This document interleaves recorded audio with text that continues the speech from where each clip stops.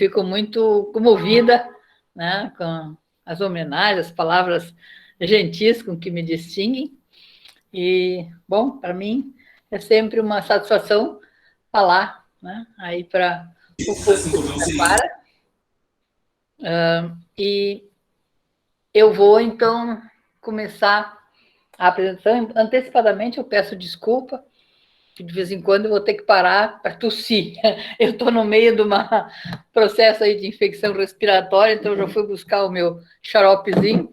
Então, às vezes a coisa fica um pouco cough. Como é que eu, então, preparei essa apresentação? Eu vou compartilhar, né? E, ao mesmo tempo, eu vou indicar onde é que vocês podem baixar a apresentação, né?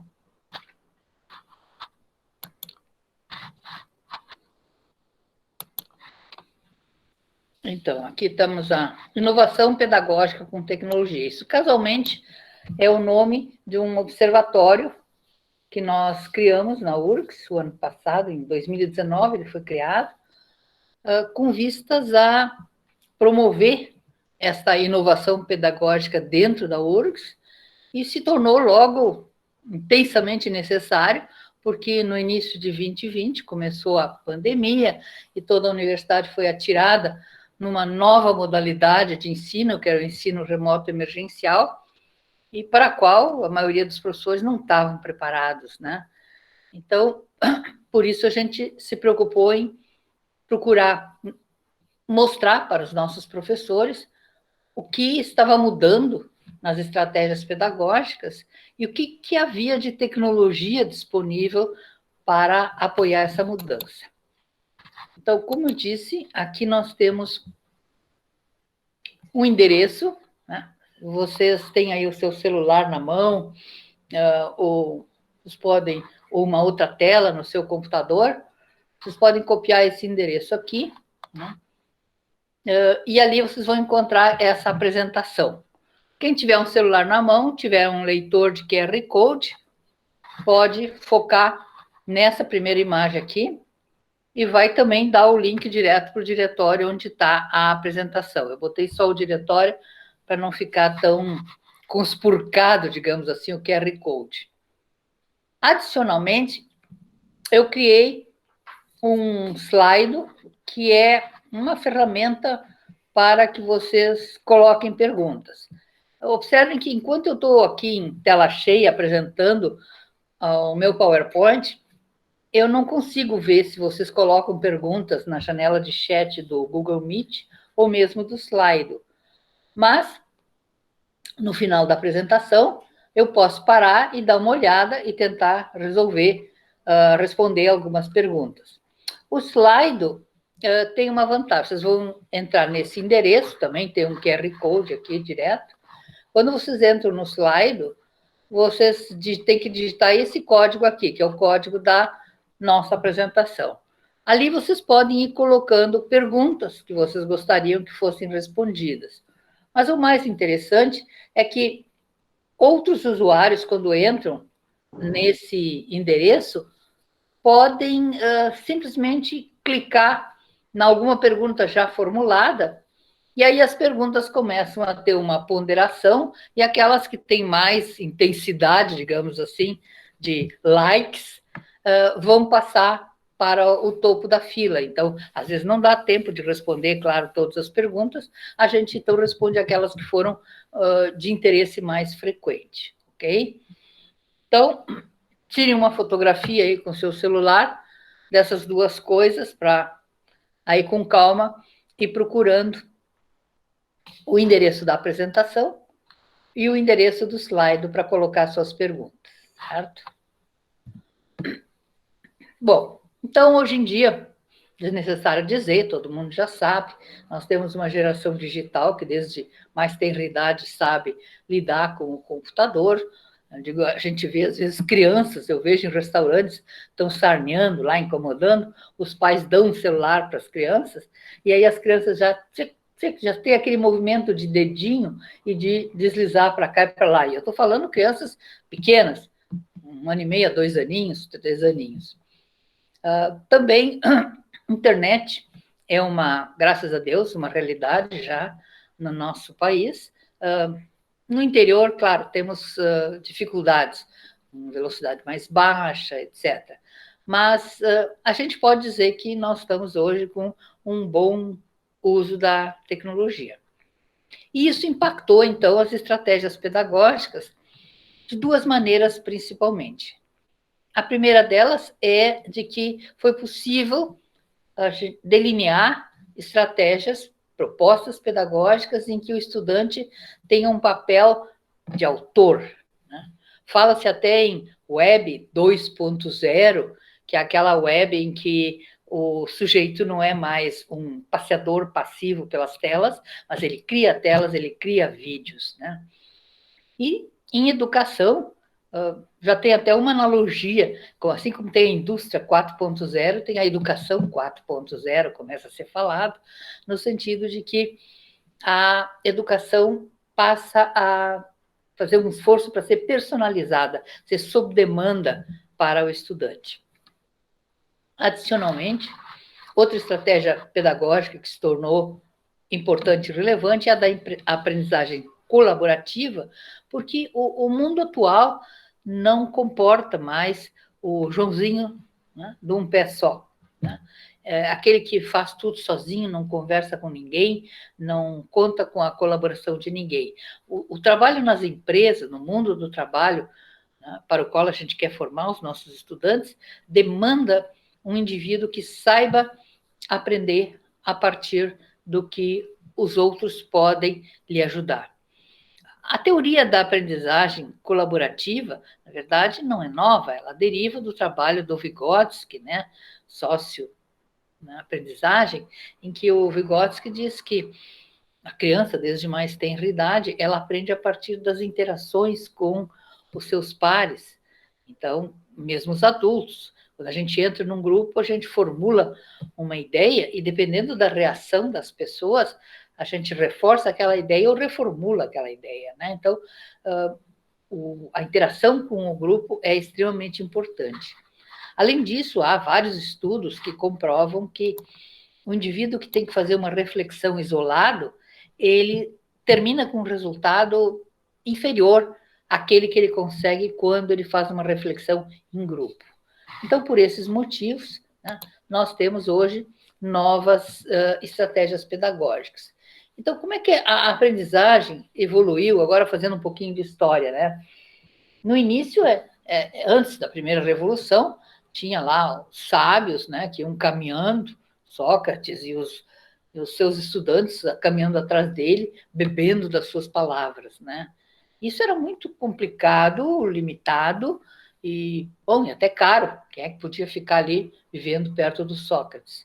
Quando houve a primeira revolução, em que os monges começaram a redigir papiros, o conhecimento passou a ser detached, digamos assim, ele não estava mais dependendo da pessoa, qualquer um podia botar a mão no livro e acessar o conhecimento, embora ainda fosse limitado, né, só os monges, nobres acessavam. Na primeira revolução dos livros, quando surgiram a imprensa móvel, a coisa ficou mais disseminada, democratizada, bem mais barato ter livros, né? Então, começaram a ser produzidos livros que podiam ser multiplicados, né, pela prensa e todo mundo tinha acesso a um custo menor. Eu até tenho esse exemplo aí da foto, acho ser muito interessante, é de um possível decavô meu, Abraham Rockenbach, que foi professor na Universidade de Frankfurt am Oder, e em 1611 ele escreveu esse livro, um livro sobre cometas. Na verdade, na época o pessoal era muito eclético, né? Ele era professor de grego, de matemática e de ciências jurídicas. Mas a paixão dele eram os cometas. Ele tem vários. Ele tem livros sobre ética, ele tem livros sobre geometria, vários livros. E eu consegui botar as mãos num livro lá na Universidade de Cornell, no estado de Nova York. Fiquei muito emocionada quando eu pude pegar esse livro escrito em 1611, né, que está lá na biblioteca, né? Depois eu consegui uma cópia digitalizada dele, em latim, né, e um latim antigo, difícil de encontrar um tradutor que traduza, mas é um exemplo, né, de que o conhecimento agora fica disponível. Bom, a terceira revolução dos computadores aí acelerou essa disseminação, e mais, ela permitiu tornar o conteúdo educacional mais dinâmico, mais multimídia, mais interativo, e com isso fazer com que o estudante não fosse um leitor assim do livro, folheia, folheia, folheia, o que é meio desmotivador em muitos casos. Além disso, oportunizou soluções, ferramentas para colaboração e coautoria. Google Docs, hoje, por exemplo, é um dos grandes exemplos de ferramenta para coautoria, que é bastante utilizado. As teorias de aprendizagem clássica, como o comportamentalismo da década de 70, ainda têm seu valor, embora ela seja limitada, criticada mesmo, por ter, digamos assim, aquele como objetivo elicitar respostas, mas em jogos, né, em gamificação que a gente coloca, e mesmo na implantação da interatividade no conteúdo educacional digital, esses princípios ainda são usados. Quer dizer, a gente tem que oportunizar para o estudante que ele dê uma resposta, uma participação ativa, que ele tenha uma realimentação o mais rápido possível, se está certo, se está errado, porque sim, porque não, e que ele consiga avançar no seu ritmo, demorando mais em alguns pontos, menos nos outros, o que em vídeos, por exemplo, nem sempre é possível. E as respostas certas têm que ser elogiadas, assim, sente muito bem, não só correto e incorreto, você acertou por isso, por isso, por isso, por aquilo, né? Então, o reforço positivo, que era a base do comportamentalismo, essas coisas ainda hoje se utilizam. Mas a pedagogia moderna é pautada no construtivismo, ou seja, como Piaget dizia, o sujeito aprende quando ele constrói algo, constrói o conhecimento. Então, a aprendizagem é um processo intrinsecamente ativo. E como eu já tinha defendido antes, a aprendizagem colaborativa também é hoje parte desse contexto que a gente chama de pedagogia moderna, porque as interações sociais ensejam uma aprendizagem de melhor qualidade. Como é que a tecnologia dos computadores evoluiu, né, ao longo dos anos? Lá na década de 80, nós tínhamos, esse foi meu primeiro computador, ligava num aparelho de televisão e tinha uma linguagemzinha embutida lá, Pilot, que permitia a gente criar sequências programadas. O clássico CAI, Computer Aided Instruction, né? Mais tarde, nós implementamos, na década de 70, 79, a gente já estava trabalhando num sistema de Computer Aided Instruction implementado no mainframe que chegou, porque eu, na época, dava aula de Fortran, eu dava 3 turmas, e eu já estava meio cansada de, meu Deus, até as piadas eu tenho que contar 3 vezes, né? Então, eu comecei a ver materiais, livros até que haviam, a IBM usava muito para ensinar sobre computação, na época, os livros que seguiam o estilo de CAI. Então, peguei os bolsistas, fizemos lá o sistema Syscai e implementamos todo o curso de Algol para que os alunos pudessem seguir ritmo próprio, pequenos passos, resposta ativa e feedback imediato, os 4 princípios do CAI. Os alunos adoraram, né? Eles marcavam hora no terminal, 2 vezes por semana, não precisavam ir assistir aula, e sentavam lá e faziam tantas sequências quanto eles queriam. Depois eles largavam e o sistema memorizava onde eles tinham parado. Quando eles voltavam, eles podiam retomar de onde paravam, começar do início de uma unidade. Os resultados em termos de aprendizagem foram praticamente iguais aos da aula tradicional, um pouquinho superior. Mas o grande resultado foi no tempo que eles levavam. Os alunos que fizeram o curso pelo Syscai levavam, em média, 11 horas para fazer todo o curso. E os outros levavam 60 horas de aula, sentados lá na cadeira, se aborrecendo, né?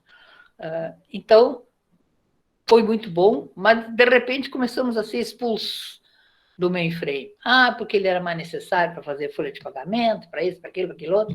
Então, traduzimos ele para microcomputadores em BASIC.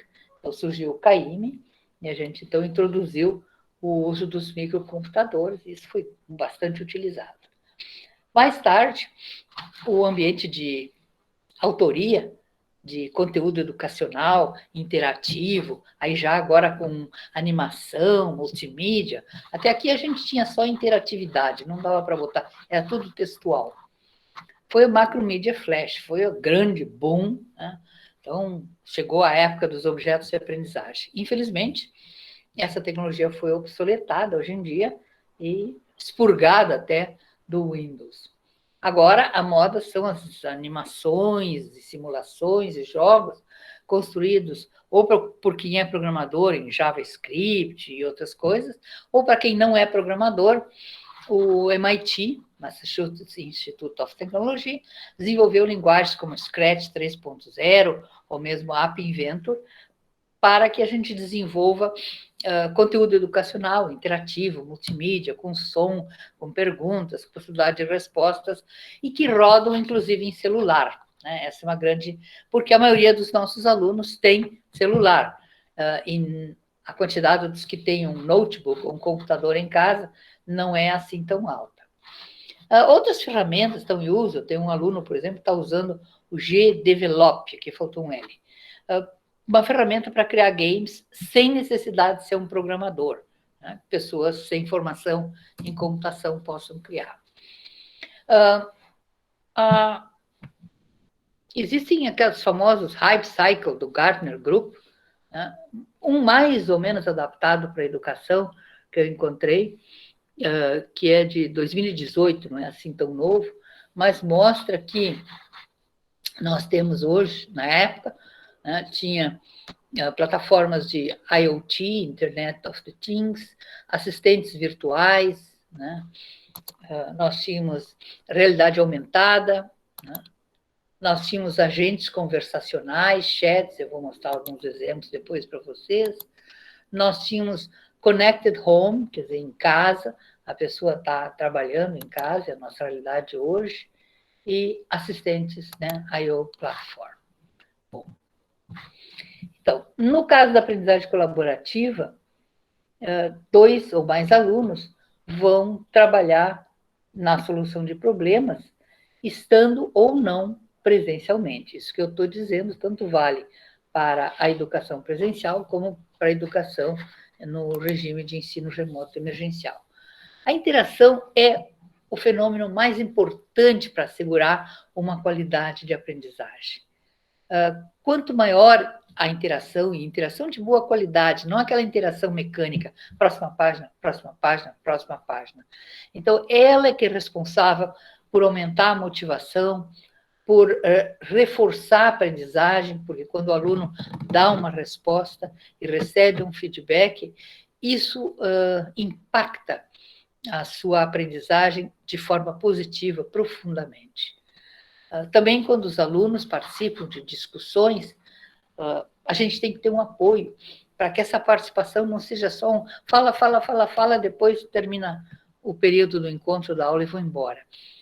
Então, hoje em dia, começou a onda da sala de aula invertida, ficou na moda. Por quê? Porque os alunos vêm, às vezes, para a aula sem saber nada de nada. E aí, a aprendizagem colaborativa não funciona, porque ninguém tem nada a dizer para o outro que não leu nada.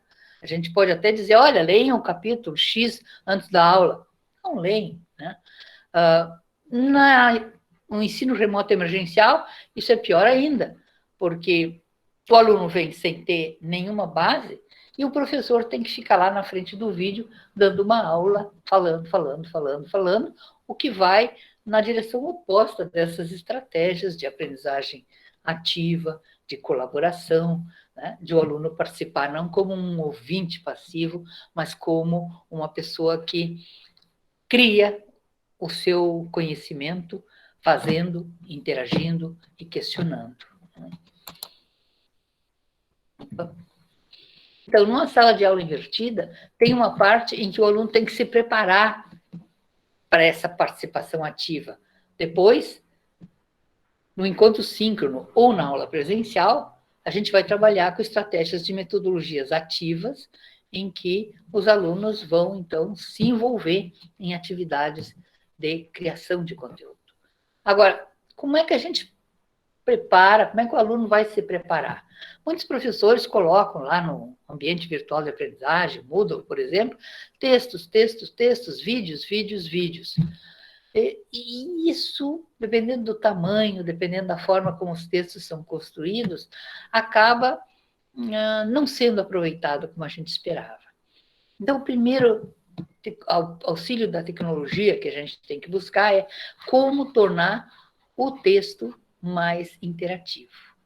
Então, como é que a gente pode inserir interatividade num texto? Existem algumas soluções tecnológicas hoje.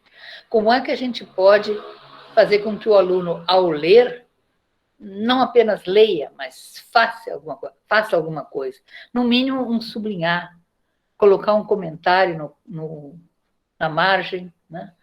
Eu observei, por exemplo, que quando eu pedia para os meus alunos, primeiro, quando eu sublinhava o texto que eu dava para eles gostavam mais. Claro, eles iam no ponto que eu tinha destacado como importante. E aí eu colocava umas comentários com perguntas que eles deviam responder, também com comentários colocados na margem do texto, né? Então, é uma maneira simplesinha de a gente fazer uma leitura com interatividade em cima de um PDF, de um doc, assim por diante. Os vídeos, mesma coisa, né? Nós temos que ter vídeos intercalados com atividades de reflexão.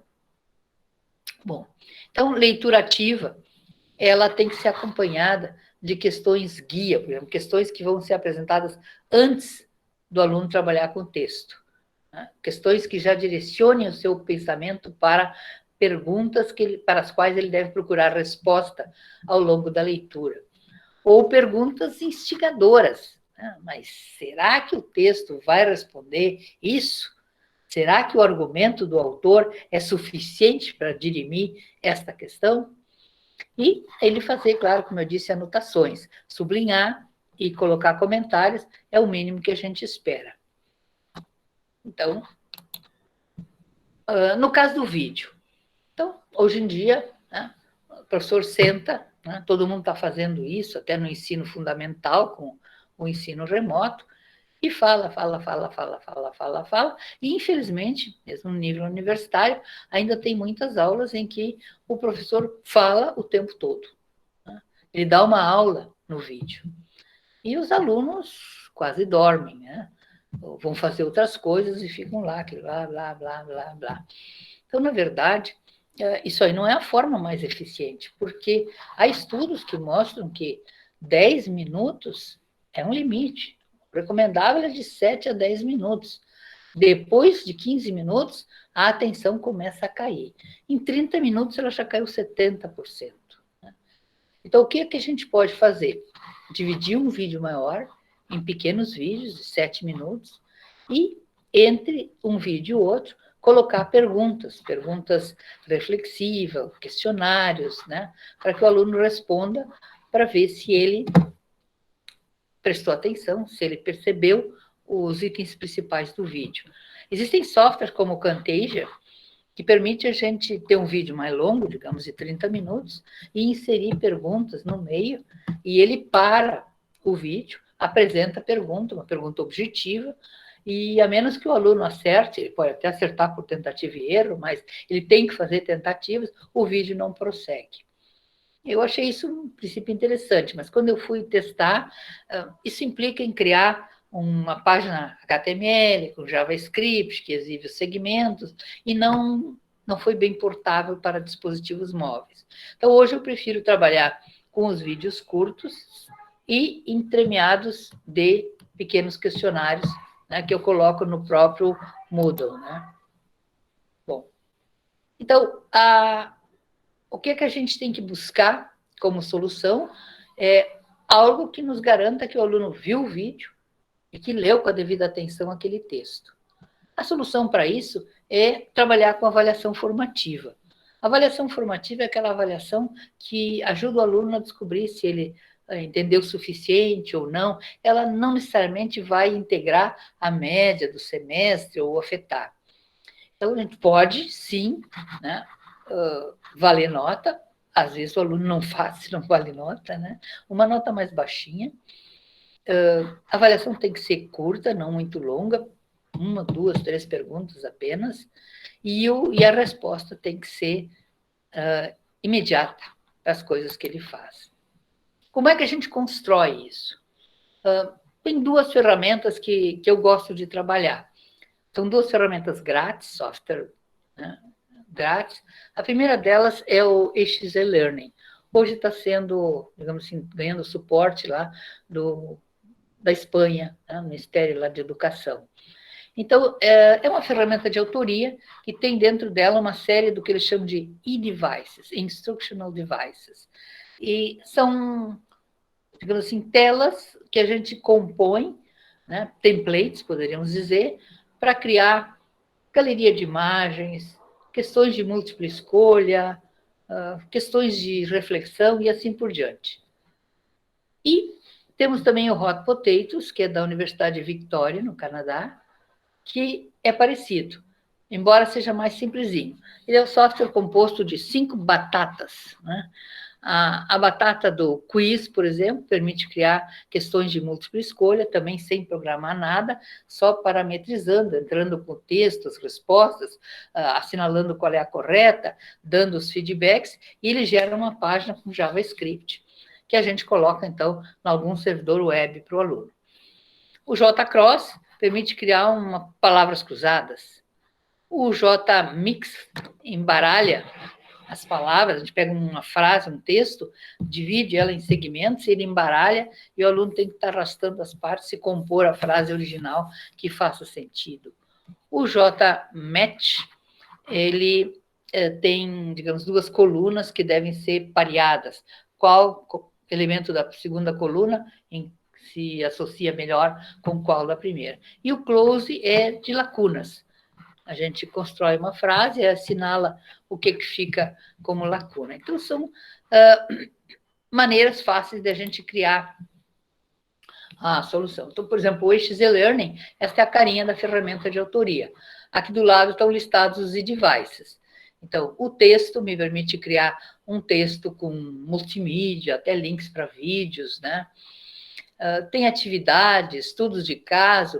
Primeiro eu coloco os objetivos educacionais da lição, os pré-requisitos, o que o aluno precisa saber, algum texto de apoio, né? E links para outras coisas. Imagens, aqui eu fiz um pequeno exemplo, né? Então, nesse link aqui, eu tenho esse exemplo. Deixa eu mostrar aqui para vocês. Está aqui ele. Então, eu poderia ter vários itens aqui, mas eu botei só um. Então, definir os objetivos educacionais, definir como pré-requisitos, ele precisa saber objetivos de aprendizagem e a taxonomia dos objetivos de Bloom. Se ele não sabe, ele pode clicar aqui, né? E aí ele vai achar, por exemplo, um capítulo de um livro aí que eu escrevi sobre isso, ou qualquer outra pessoa. Aqui ele vai para a Wikipedia, né? Então, também, o que é a taxonomia de objetivos educacionais. Depois, um texto, né, sobre objetos, aqui não aparece. A galeria de imagens, a gente vai botando uma legenda. Então, eu clico, ele põe uma legenda e me permite ir exibindo, como num carrossel, né, as diferentes imagens, né? Aí uma questãozinha, né? Escolha múltipla. Assinale a melhor resposta, né? Então, ele assinala, por exemplo, mostra o feedback e tá correto. Se ele marcar outra, assinala o feedback, também está correto, porque isso aqui também é uma definiçãozinha informal. Aí tem uma questão que não é de resposta, assim, passível de ser corrigido pelo computador. Qual é a vantagem de se utilizar objetos de aprendizagem? Então, dica. Aí dá uma dica, não dá resposta aqui, dá a dica, né? Pense, né, na diferença entre usar o livro e coloque sua resposta no fórum.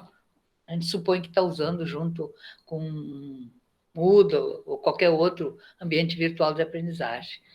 Então, isso aqui seria um objeto de aprendizagem criado com esta ferramenta XZ Learning.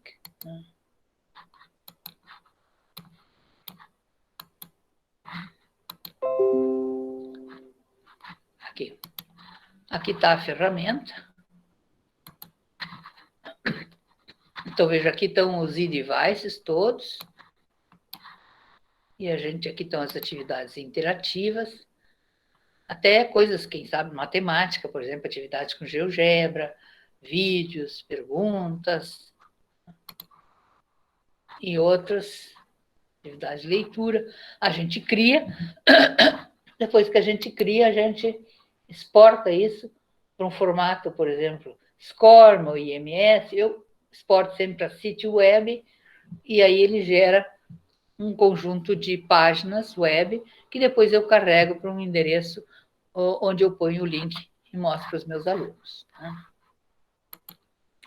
Então, esse é o XZ Learning.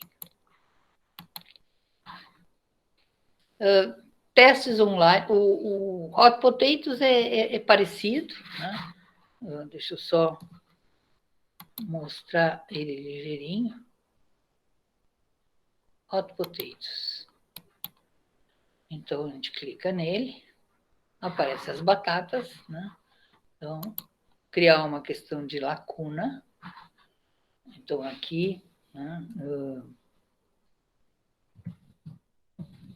objetos de aprendizagem, eu ponho uma definição. Objetos de aprendizagem são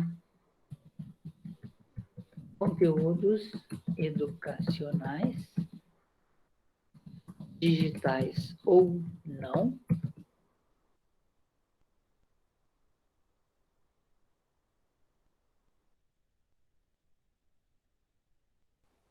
aqui. Isso, foi aí. Acho que quando eu saí, eu devo ter saído. Bom, então o XZ Learning, né, vocês devem ter visto, tinha um link para um exercício aqui, né, mostrando como criar. Depois a gente tem outras, vou passar um pouquinho mais rápido, estratégias de avaliação, testes online, criados de acordo com a taxonomia do Bloom, e aqui é importante ressaltar que o nosso objetivo tem que ser trabalhar as camadas superiores da taxonomia do Bloom, né, porque é o que vai levar o pensamento mais complexo de nível superior. Então, nos níveis mais baixos está a formação do embasamento para esta taxonomia, para essa evolução. O Bergman e o Sams, né, trabalham com a ideia de sala de aula invertida e eles sugerem que essa taxonomia não apenas deve ser invertida, quando a gente passa da aula tradicional para a aula invertida, onde em casa é que o aluno vai fazer as coisas mais fáceis, memorizar conceitos, e depois, em grupo, é que ele vai fazer as tarefas mais complexas, que exigem mais. E eles, inclusive, propõem essa forma de diamante, onde ele acha que aqui no meio é onde a gente vai despender mais tempo. Também temos a recomendação de que, ao longo do tempo, o professor tem que ir se preocupando cada vez mais em trabalhar com os níveis mais elevados e a parte básica, então, vai sendo deixada como já sabida. Como é que a gente faz isso? Então, aplicativos de apoio, né? Hot Potatoes, XZ Learning, Kahoot, Mentimeter, né? Mas tem muitos outros. O Alan Carrington, por exemplo, propôs essa roda, que ele chamou inicialmente de pedagógica, porque era para o iPad, mas hoje ele tem já para iOS e para Android. Né? Então, uma quantidade grande de aplicativos que vão servir para trabalhar as atividades inerentes aos verbos típicos que se usa nos atingir os objetivos da taxonomia do Bloom. Né? Lembrar, compreender, aplicar, analisar, avaliar e criar. Esse foi um levantamento que eu fiz com alguns professores, o que eles já tinham utilizado desses aplicativos, e aí, bom, PowerPoint ganhou, porque, infelizmente, muita gente que trabalha hoje, em termos de tecnologia, tanto presencial como à distância, é só apresentação, né? Numa aula devia ser mais, num congresso, num evento, numa palestra, a gente não tem muito mais o que fazer, mas numa aula devia ser mais. As discussões online, elas têm que ser apoiadas, não é só fala, mas então a gente precisa usar quadros brancos, quadros de discussões, para que os alunos possam anotar. Em termos de tecnologias, hoje nós temos produtos que se chamam exatamente Whiteboard, ou Jamboard, do Google, ou Keep, pequenas notas, ou Padlet, para criar murais. Então, no caso do Whiteboard, dá para escrever à mão livre, digitar texto, importar figuras, e depois salvar isso para um formato PDF, por exemplo, ou imagem, para guardar. O Jamboard, além de fazer tudo isso também, importar figuras, textos, pequenas notas, ele tem a possibilidade de a gente criar várias páginas. Então, quando eu trabalho, por exemplo, com grupos, eu oriento os meus alunos para que, uma vez que eles façam a discussão inicial, eles vão para diferentes páginas e lá eles trabalham acompanhados por diferentes salas no Google Meet, a discussão, usando alguma dinâmica de grupo. O Keep, então é para ir também botando notas, até voz, fotografias. E o Padlet, eu gosto de trabalhar com Padlet, estruturando assim em colunas, onde os alunos, por exemplo, conceitos básicos, ideias preliminares, teorias de apoio, dúvidas, ou o que precisa ser feito, os alunos vão então criando pequenas notas com fotos, filmes, voz, texto, desenho, o que eles forem julgando e intercalando. Mapas conceituais também são bons para a gente usar numa abertura, para sintetizar o que as pessoas sabem a respeito de um assunto, ou no fechamento. Que aí a gente percebe, por exemplo, que os mapas ficam mais ricos, têm mais conceitos, interligações mais bem limitadas. Esse software, o CMAP, da Universidade de Victoria, no Canadá, também é um software grátis, né? Então, ele permite, CMAP Tools, é o nome dele, permite a gente criar ou standalone, ou até num servidor com acesso concorrente, um mapa conceitual, e depois salvar ele para imagem, PDF e assim por diante. Também se pode pedir para o aluno trabalhar o texto que ele foi ler através de um parágrafo, um resumo, uma leitura crítica, né? Refletir sobre o assunto, botando num fórum de discussão ou num blog os seus pensamentos. Bom, aí nós temos o Google, o Mentimeter, esse que eu queria propor para vocês, então, que vocês colocassem, por exemplo, entrassem numa janela aí, mente.com, informassem esse código e colocassem ali quais são as palavras que vocês têm referente a estratégias de avaliação usadas em atividades de ensino presencial e depois estratégias avaliadas aqui. Então, no primeiro, à medida que os alunos vão preenchendo, as respostas, aqui vai formar uma nuvem de palavras. Nessa primeira, eu escolhi. Então, dá para a gente criar múltipla escolha, diagramas, nuvens de palavras, respostas abertas, né? Ranking, eles têm que ordenar. Nesse aqui, né, eu escolhi, então, respostas abertas, e aí caixinhas vão se formando na medida que os alunos vão preenchendo, né, essa parte de votação. Isso eu vou deixar para vocês fazerem depois.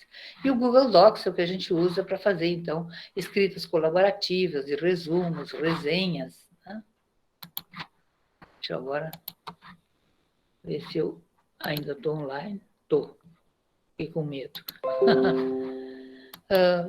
A revisão por pares envolve os alunos a analisar e avaliar o trabalho dos colegas, né?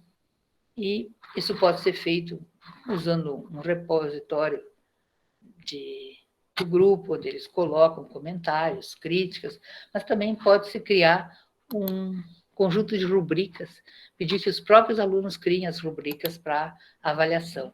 Então, rubricas hoje é uma estratégia que está crescendo bastante, até o XZ Learning já tem como criar rubricas, o Moodle tem rubricas, são um método de justificar uma nota conceitual ou numérica que a gente vai atribuir para algo.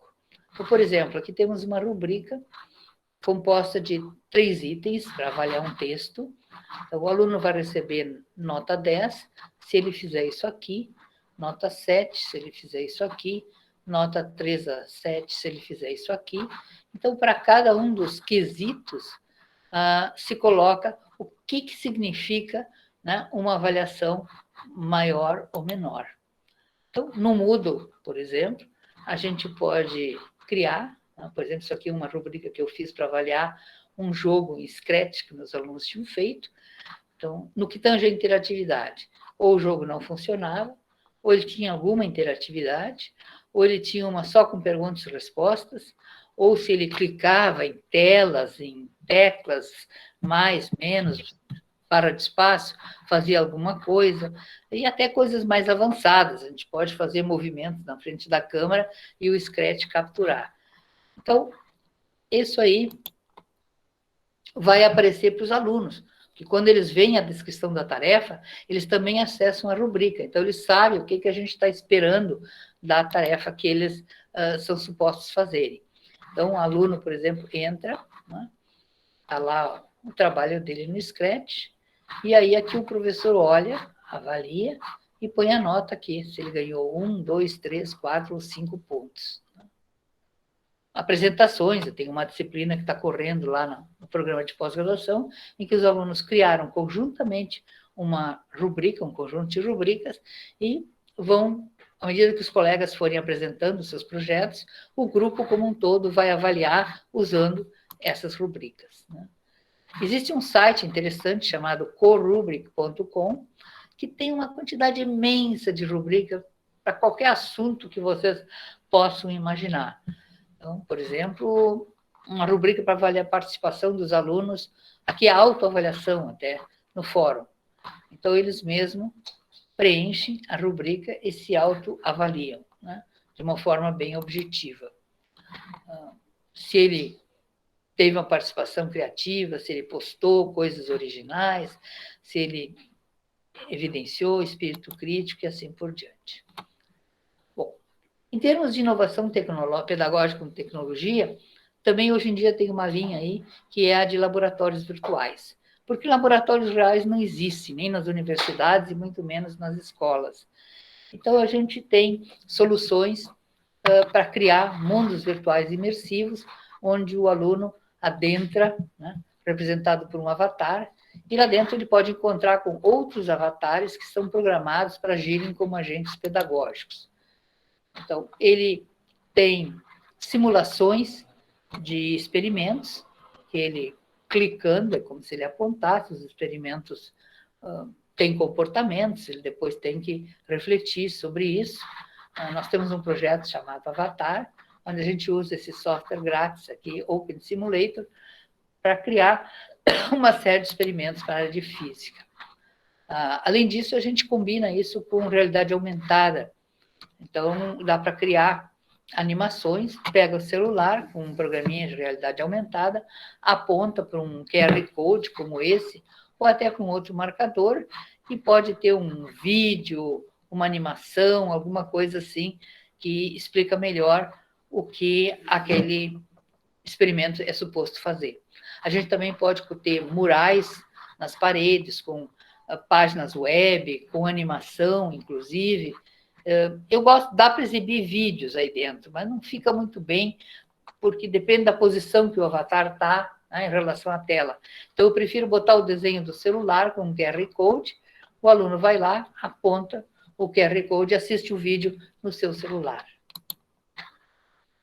Então, esses ambientes dão um bom realismo, e se a gente agrega esses non-play characters, que são controlados por roteiros, que integram eles com chatbots, ou chatterbots, né? Então, nós trabalhamos até então com uma máquina de inferência bem usada, que é a Alice. A gente constrói a base de conhecimento usando uma linguagem de marcação parecida com HTML, é implementado grátis também, e com isso a gente fez já vários chatbots dentro dos mundos virtuais, né? O IJA, que foi um mundo para criar atitudes para as pessoas que precisavam se conscientizar em praticar exercícios, caminhar e perder peso. A Atena, então, é o agente que está dentro dos laboratórios. Mas a gente teve vários. A professora Electra era um chatbot que apoiava o ensino de física. A Dorothy era para o ensino de redes. O Blaze era para o ensino de matemática. Isso aqui foi interessante porque a professora, uma das minhas orientandas, pegou os alunos, né, talentosos que ganhavam medalhas na Olimpíada Brasileira e pedia para eles resolverem aqueles problemas complexos falando. Eu acho isso, eu faço isso. E depois ela pegou os rabiscos deles e as falas e criou a base de conhecimento em ML. Mais tarde, os outros alunos podiam consultar isso através de perguntas, um chat, e observou-se que as notas em azul aqui era dos alunos que tiveram o apoio do Blaze e vermelho os que não tiveram, ou seja, o agente conversacional foi capaz de melhorar o desempenho dos alunos. No caso do IJA, os participantes do projeto usavam um relógio desses de pedômetro, né, sensor de movimento. Então, o relógio mandava no celular os dados, eles eram puxados para dentro do ambiente, e quando a pessoa vinha no mundo virtual, ela tinha orientações, ela via as pessoas fazendo ginástica, exercício, e se sentia motivada a caminhar mais, e o experimento também se mostrou bem sucedido. Atualmente, a gente está trabalhando com alguns sensores. Tem um sensor de ritmo cardíaco que está sendo investigado, porque há estudos que mostram que a variabilidade do ritmo cardíaco é um indicador de atenção. Então, a gente pode saber quando o aluno está mais atento ou menos atento face a determinado tipo de material que a gente esteja construindo. Temos um outro, que é o NeuroSky, aqui eu estou com ele preso aí na cabeça. Ele mede a atividade de uma área aqui do córtex que tem emanações eletromagnéticas quando a pessoa está mais atenta, mais motivada. Então, a gente já fez comparativos, assim, o aluno aprendendo no mundo virtual, ou só no mundo ou contextual, e viu que ele, no mundo virtual, estava mais envolvido. E, por último, a gente está investindo agora em implementar esses laboratórios virtuais em celulares. Então, trabalhamos com o Scratch. Inicialmente, a gente começou com o App Inventor, que era o único que tinha solução para celular, mas o Scratch 3.0 agora também já oferece. Então, estamos desenvolvendo com os alunos, inclusive, formando professores para desenvolver pequenas simulações, experimentos, para que eles possam fazer uma aprendizagem experiencial, né, no seu celular. Então, um laboratório virtual, ele tanto pode ser em dispositivos móveis, como realidade virtual, e ele permite uma aprendizagem dentro daquele conceito construtivista, digamos assim, que ele manipula os objetos, embora eles sejam só virtuais. Os objetos têm comportamentos associados a ele, então eles respondem, né, e fazem com que o aluno possa, então, perceber mudanças de comportamento do objeto em função das ordens que ele lhe dá. Então, ele pode testar hipóteses, pode desfazer experimentos, né? E tudo isso, toda essa exploração que ele faz em cima dessas simulações, fazem com que ele tenha uma aprendizagem de melhor qualidade. Bom, então, Eu acelerei um pouco, porque fiquei fora, né? Desculpem a falha, mas no projeto Avatar vocês vão encontrar um livro e vídeos e várias publicações, e no Observatório de Inovação Pedagógica vocês vão encontrar também publicações, textos e eventos sobre essas inovações tecnológicas, inovações pedagógicas com tecnologia, né? Então, isso era a apresentação que eu tinha para fazer para vocês. E agora, deixa eu dar uma olhada para ver se tem alguma coisa aqui na janela de chat. Tá. Sim, tem umas perguntinhas que o pessoal fez para a senhora ali. E tem, deixa eu ver se o slide. Vou tirar aqui. Slide.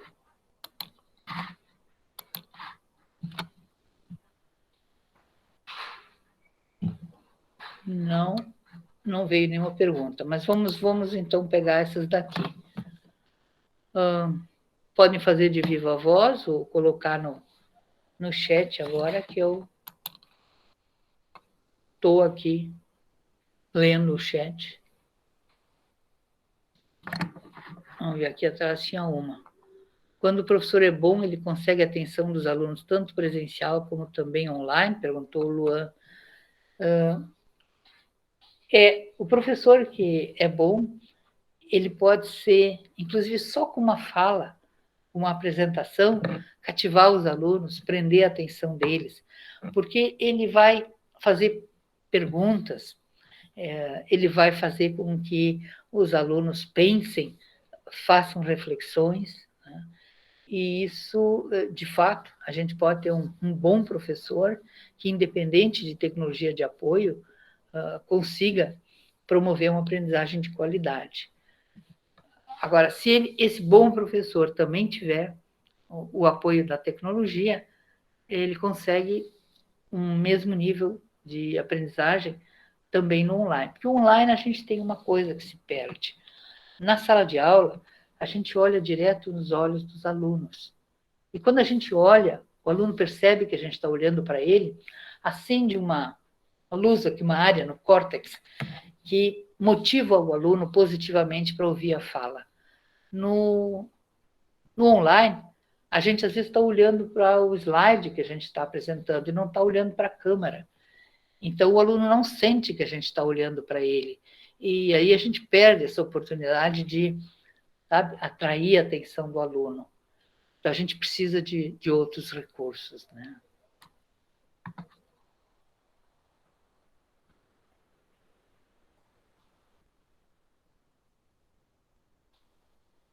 O que mais? O Edmarista utiliza muito mapas, diz o Sérgio. Hoje em dia tem muitas escolas realmente que estão usando.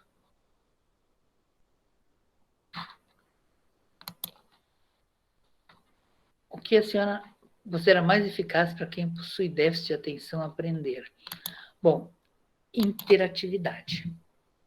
Interatividade é essencial, porque quem possui déficit de atenção rapidamente se desvia, né, por outras coisas. Agora, se ele tem perguntas que ele precisa responder, isso contribui bastante para que a atenção dele fique necessariamente presa naquelas perguntas. Então, quanto mais interatividade tiver o material, mais chance a gente tem de que a pessoa com déficit de atenção se concentre. Vejo no caso dos jogos, né? Os jovens ficam ali mesmerizados, eles não olham para o lado, eles não sentem se a casa caiu, nada, porque o jogo está exigindo reações o tempo todo, senão ele morre no jogo, né? Então, essas interações, ele tem que olhar, assistir, tomar decisões e reagir, fazem com que ele não veja mais nada do mundo. Ele entra num estado que a gente chama de estado de flow. Estado de flow é quando a pessoa está tão envolvida numa atividade que ela não sente o tempo passar, o que está acontecendo no mundo, se está caindo a casa ou não, ela só se concentra naquilo. E a atividade,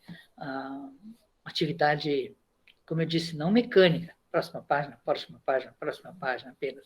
Uma atividade cognitivamente interessante tem essa chance. E aí a tecnologia são, né, esses programinhas para criar como que jogos, como Hot Potatoes, XZ Learning, ou jogos educacionais mesmo. GDevelop, por exemplo, é um jogo que é uma ferramenta de autoria que permite criar jogos educacionais, os chamados jogos sérios. Mas a senhora acha que hoje em dia nós estamos muito dependentes da tecnologia? Eu acho que a tecnologia é um apoio, é um suporte, é um andaime que a gente pode usar bastante, né? Especialmente quando a gente está em termos de educação, ensino remoto emergencial, a gente precisa da tecnologia, né? O João Padilha fala na versão 3 do Scratch que dá para desenvolver games para o celular. Sim, não aqueles games tão, né, complexos, mas games mais simples, games educacionais, a 3.0, ele gera uma versão online e a gente, então, publica o endereço e os alunos podem ir com o celular naquele endereço e trabalhar com os programas educacionais criados. O Scratch.2 não era assim, ele só trabalhava em computador. Agora, o 3.0, ele tem essa versão online.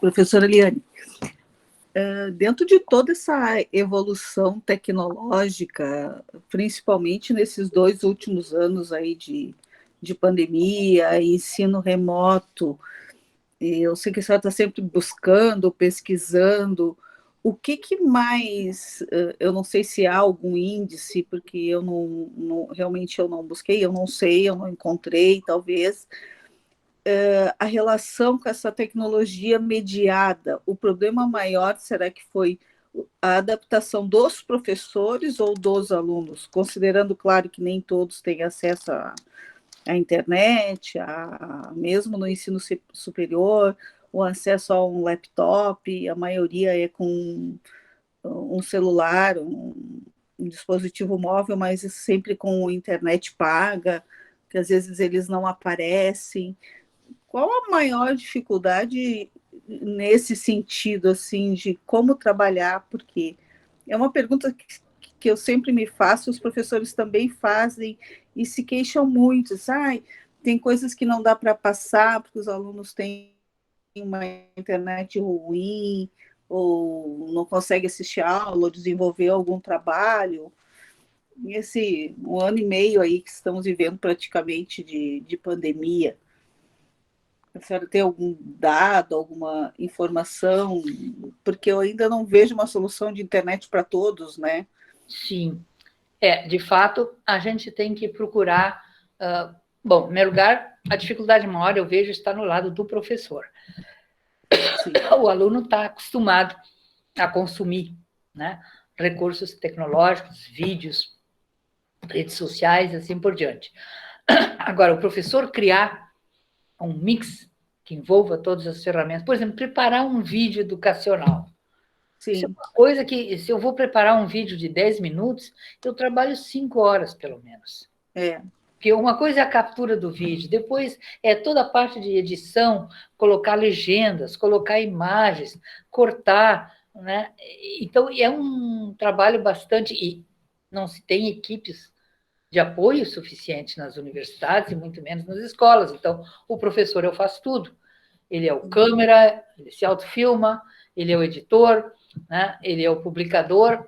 Então, aprender esse beabá da tecnologia não é fácil.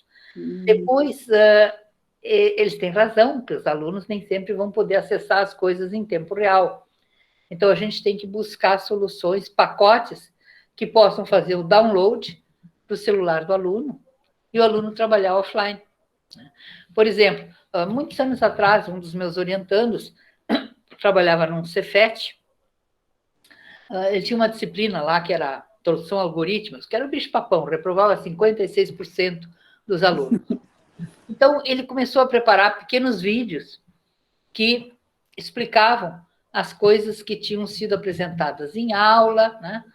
E aí os alunos vinham para a aula, os alunos não tinham nem Wi-Fi no celular. Então, por Bluetooth, ele transferia do computador do professor os vídeos para os alunos e mais uns exercíciozinhos. Aí o aluno ia para casa e no ônibus ele ficava revendo os vídeos. Ele achava aquilo interessante. E respondendo as perguntas por SMS. Né? Aí no outro dia, e aquilo era corrigido imediatamente, no outro dia, quando ele chegava no colégio, eles implementaram lá um sistema nas bases Wi-Fi que já reconhecia quando o aluno chegava, e ele já mandava um aviso para ele: olha, tem resposta para a sua pergunta, para o seu questionário. Então, os alunos gostaram, começaram a pegar os pontos deles e trocar os seus aparelhos celular para ter Wi-Fi, e o resultado foi incrível, de 56% baixou para 29% a taxa de evasão e reprovação no primeiro semestre, depois para 25%, né? E os alunos gostaram daquele trabalho. Veja, e eles não podiam estar trabalhando online, no ônibus, às vezes nem em casa, com vídeo, com essas coisas, porque não tinha banda, mas eles tinham recebido o pacote, digamos assim, enquanto estavam em sala de aula. Depois eles iam trabalhar com aquilo offline. Então, essa é uma estratégia que a gente tem que considerar quando os alunos não têm uma banda bastante acessível o tempo todo. Sim. Eu lembro que em 2000, acho que foi a primeira especialização em informática na educação à distância, eu sou daquela primeira turma e eu lembro que a senhora sempre dizia: a CERT é que a senhora fazia uma média do acesso e das bandas, né?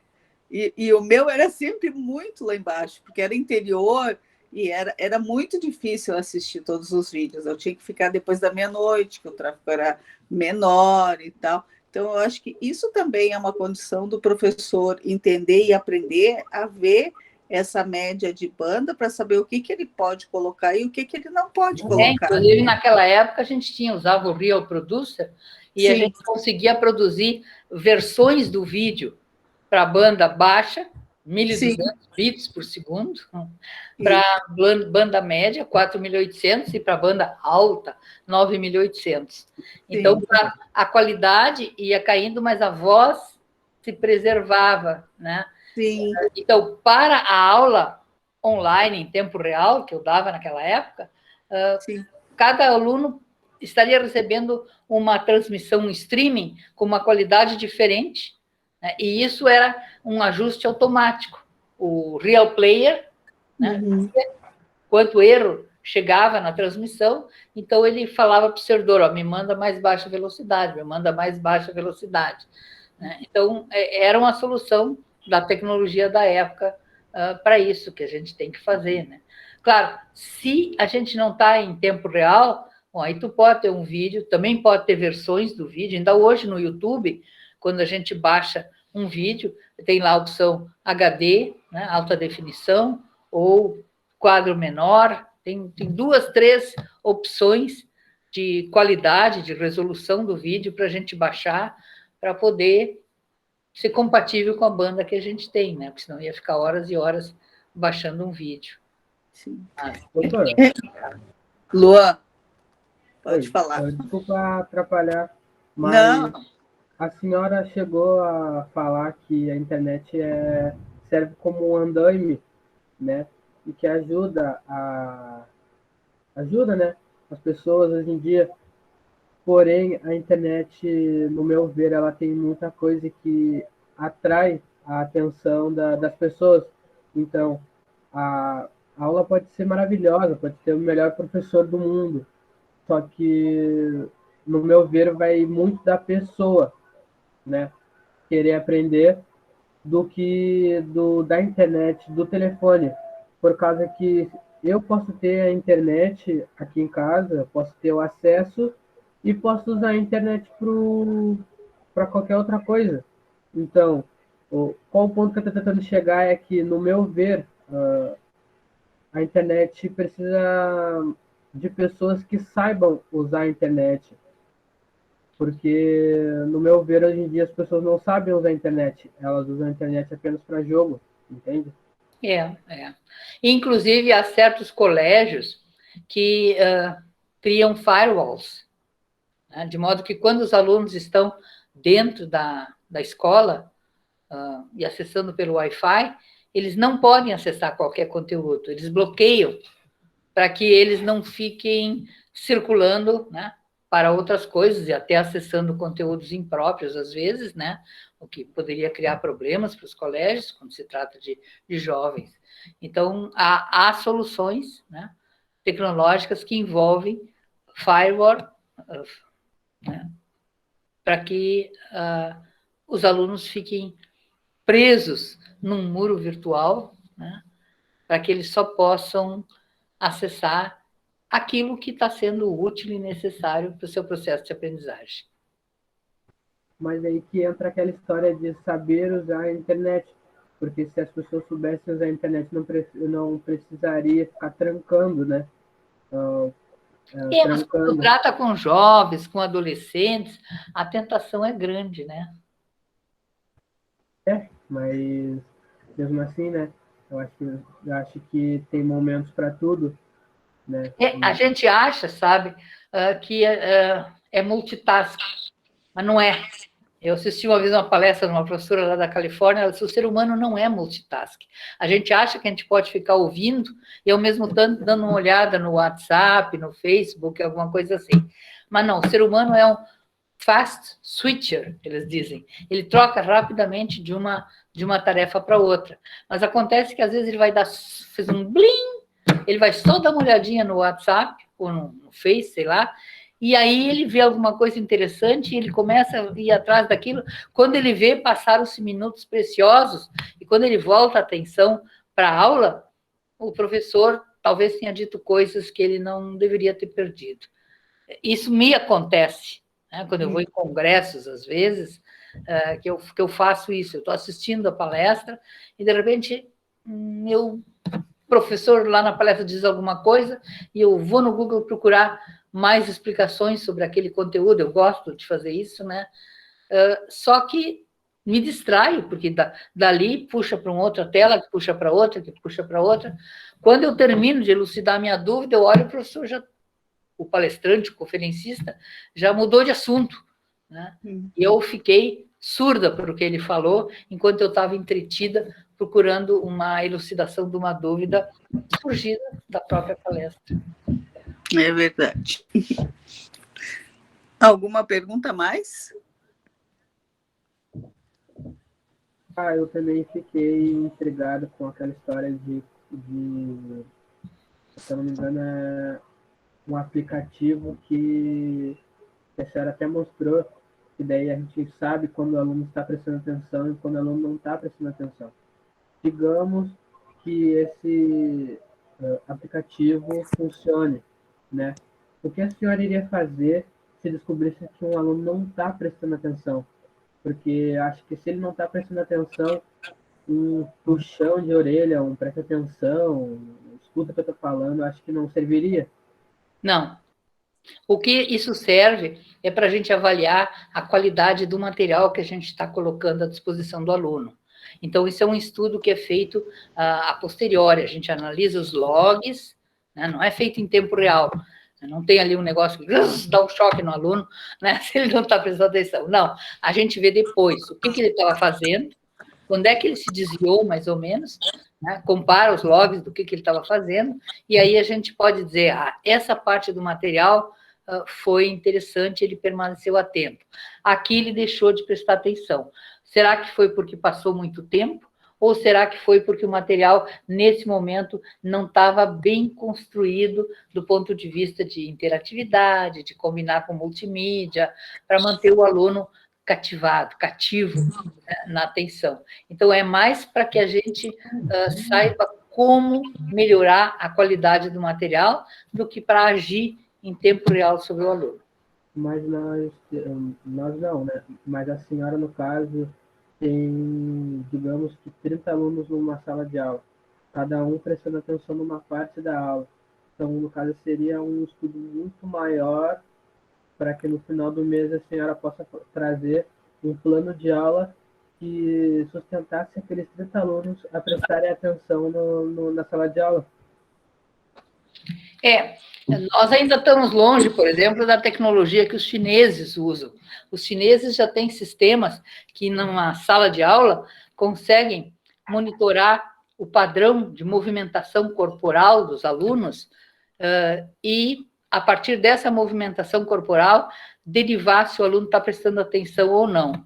E sabendo como são os chineses, né, é bem capaz de eles, na saída da aula, darem um bilhete, né, para o aluno dizendo: hoje você não prestou atenção, se não prestar atenção, vai para a Sibéria, vai para o campo de concentração, vai ser castigado. Né? Então, dá para fazer reconhecimento, né, de padrões, de movimento corporal, é uma tecnologia que nós não temos ainda aqui acesso, mas seria possível, até em tempo real, né, perceber, inclusive, qual é o aluno que está, né, mais quieto, assim, está dormindo, e até mandar, quem sabe, para o professor um bilhetinho dizendo: o Xing Ling 2, né, está desatento. E o professor, lá pelas tantas, não fazia como antigamente, a gente sabe que tinha professores que faziam, que atiravam o apagador na cabeça do aluno que dormia, né? Mas ele disse: e o Xing Ling 2? O que pensa a respeito? A criatura já via que tinha um grande observador que não deixava passar desapercebido o fato que ele estava lá amorcegado, né? Ou quem sabe aqui com o celular escondido, fazendo alguma coisa. Não é o nosso foco, né? O nosso foco é melhorar o material a partir das reações que a gente consegue medir. Até porque a gente não tem, assim, tantos aparelhos, a gente faz, tanto o NeuroSync como o do relógio, faz testes com poucos sujeitos na observação. É isso, pessoal. Professor João? Eu estava adorando, nós podíamos alongar essa conversa por muito mais tempo, mas eu gostaria de estender um novo convite, professora, que eu sei que assunto tem de sobra e o pessoal está gostando, né? Então, acho que a gente conversa com a professora Cat para ver quando que a senhora tem uma nova disponibilidade. Seria um prazer ter a senhora de novo para algum outro assunto. Tá certo. Bom, muito obrigado mesmo. Achei incrível a sua palestra. Muito obrigado.